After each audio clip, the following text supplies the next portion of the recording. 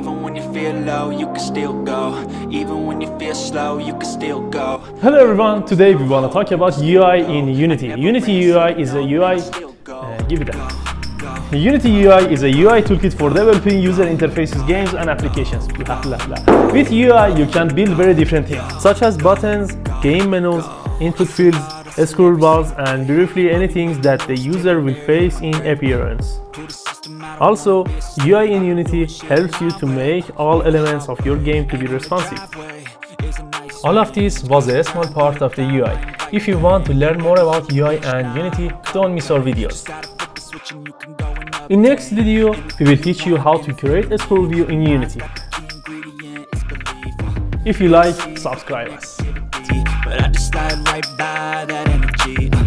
Even when you feel low, you can still go. Even when you feel slow, you can still go. Even when there's no hope, you can still